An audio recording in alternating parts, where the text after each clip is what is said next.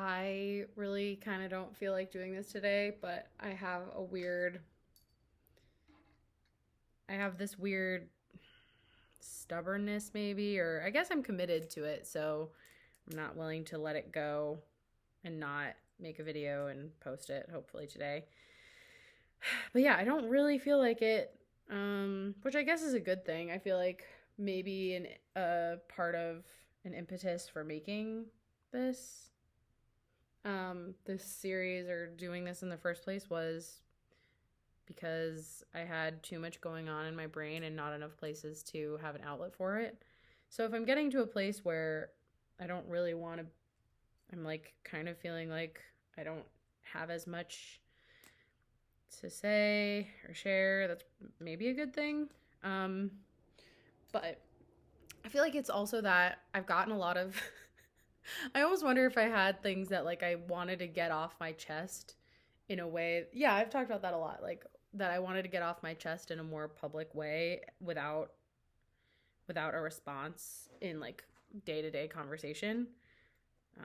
Which I'm not gonna I feel like I'm always going down that road about like what that means and what it means that I'm doing this, and I'm just not gonna do that. So what I think is going to start happening is I'm going to start making videos about more mundane, kind of maybe stupid things um, that I enjoy, and just see how long I want to talk about them, how long I can talk about them, and just see how that goes. Because sometimes I have like products. I mean, working in market research and product testing for a fairly long time now. Um, Product research, product development, blah, blah, blah, blah, blah. It forces you to think about physical things a lot, especially things that you like or things that you don't like, things that you buy. So I think it's healthy for people who work in that field to have some sort of outlet to be able to talk about their stuff and what they like and what they don't like. And I don't, how many people as like random conversation with your friends are want to talk about what I'm going to talk about today? I know there are like influencers who are really into this thing. Um, so that's like a whole other interesting level. But um, this is such a small, tiny little thing that has changed the game for me, changed my world. And all right, so I'll introduce the thing. It's a label maker, and it's a manual label maker. So you punch your label, and I can make an example one. What am I gonna say? Uh,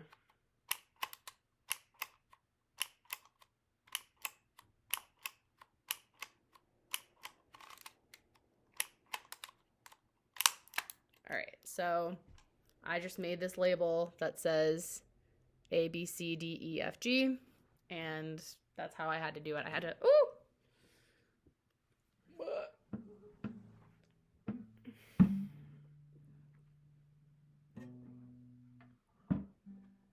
I had to punch out the letters, and then it comes out like this, and then you peel it off, and you stick it to whatever you want to label, and it's easy to take off, but it also sticks pretty well. It's also kind of like waterproof, so I've labeled things that are near water, and it hasn't come off, but it's also not so adhered to the thing that it's causing damage. So whatever they've done to make this adhesive label thing, I think it's really good. Um, I had, yeah, so like I was saying, I know that there are a bunch of influencers. I will talk about influencers more, like specifically influencers who influence me that I enjoy their content, but I'm not ready yet. But yeah, I know a lot of influencers are into this, specifically this type of punch label maker. And I kind of really resisted being influenced by that for a long time because I just don't like being influenced and whatever. But I've just found that for me, especially coping with ADHD and, you know, wanting to be in a better headspace with like executive functioning and the organization of my house, that labeling really takes it, like labeling things really, really, really does take some cognitive load off of navigating your space. And I'm at home a lot. I work from home. So I'm home all the time. And just, yeah, having the cognitive space freed up to know that I have a system in place um, and yeah, is really, really helpful.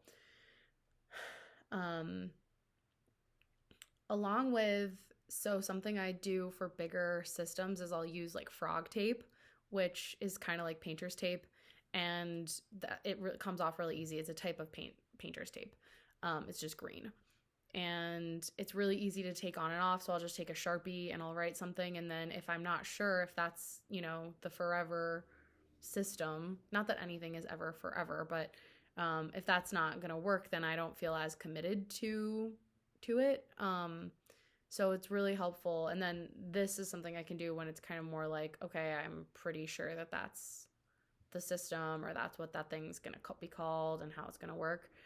I definitely feel like there is an element that, like, it makes me kind of want to label everything, which feels, I know a lot of people would judge that really hard, and I don't blame them for that. But I also know what it gives me in terms of joy and peace, and it's a lot. So if someone comes and judges that there's labels all over my house, then screw you anyway. I don't care.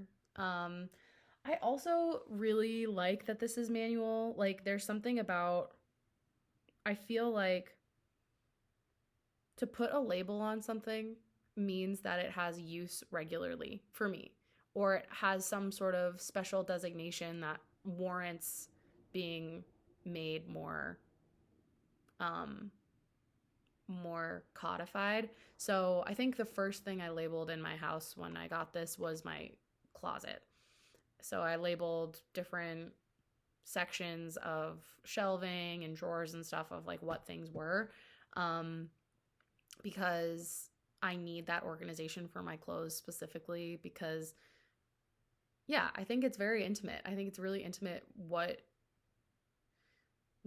the clothes you wear are a reflection of where you're spending your time and your energy. So one thing specifically that comes to mind is making exercise more of a priority.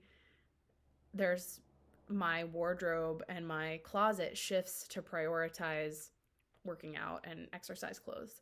And it's just my clothes are a reflection of what I'm doing. If all of your clothes, or if all of my clothes, let's say, like, let's not talk about, the general, but if all of one's clothes are sweatpants or like elastic waistband leggings and big sweatshirts, that says something about how someone is spending their time. This has been me many times, so that's why I feel like I can say it.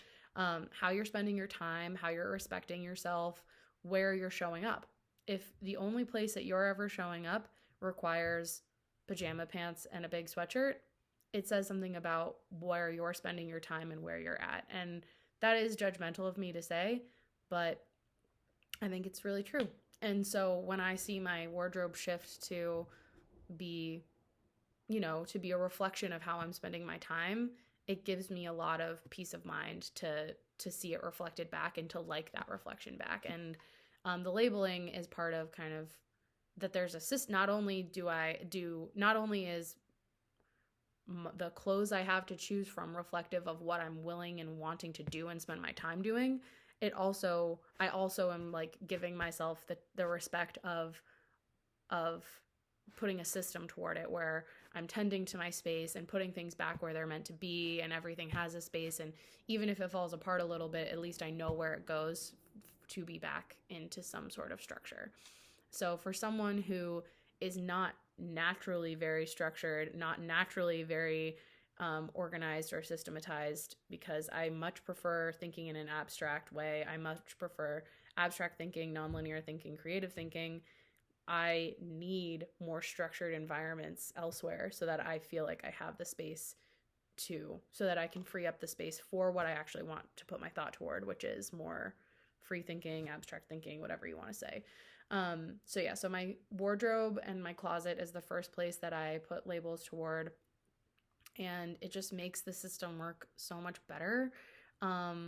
and it makes the peace of my mind so much better. And also then you start to be able to see gaps, because once I've like put more structure around systems that do exist and systems that are working, it makes it a lot easier to see spaces that aren't working and systems that and ways that I could improve in other areas, just in terms of like organizing and using the space. I guess an additional thing I would add to that is we don't live like monks here. I've definitely had times in my life where I've felt like my home has been kind of like a monk house, where there's just not a lot of stuff. There's not a lot to put structure to. And I've like intentionally kept my life very, very, very simple with just the way that I was kind of going about my life. But I think as your life becomes more complex and potentially more rich, like as your life becomes more complex, more diverse, and you have that richness of experience, you need more structures to be able to support all of the different places that you're like enjoying the fruits of the fruits of life. Enjoying the good parts of life kind of requires more peace of mind as that complexity grows. So I feel like this has allowed me to embrace that growing complexity. And the other thing I was going to say that I think is really, really silly but genuine is, so going back to the wardrobe example, because I think that is the most pertinent for now, at least. There is a lot of ritual in getting dressed and putting your like tending to your clothes and tending to what you have.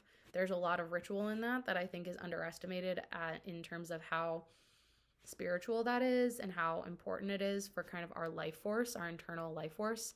And I like that there is ritual to this, because you have to manually punch it. I like that as I'm doing it, I have to be thoughtful and I have to be kind of honoring that there's probably some sort of ritual involved in whatever it is that I'm labeling. That sounds silly, but it's true. So yeah, I find the mundane extremely inspiring. I find the mundane inspiring because I think that takes a lot of work and a lot of devotion and commitment to find beauty and inspiration and joy in the mundane. And this feels like a way of acknowledging the beauty of that mundane that I'm embracing. So yeah, I've been wanting to talk about this for a really long time and how much good it's brought me. And I think I probably will continue talking about stationery, because I'm in a stationery wave right now, and just products in general. I've wanted to create a space where I could create enough backstory, I think, for talking about products that it can feel grounded in me and the way that I'm thinking about things. And so yeah, I'm excited to talk more about products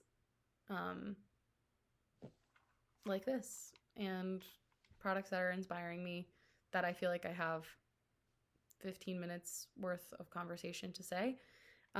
Yeah, I have 15 minutes worth of conversation on this manual label maker. I'm sure I probably could say more about it, but I think that's kind of funny. So yeah, this was fun.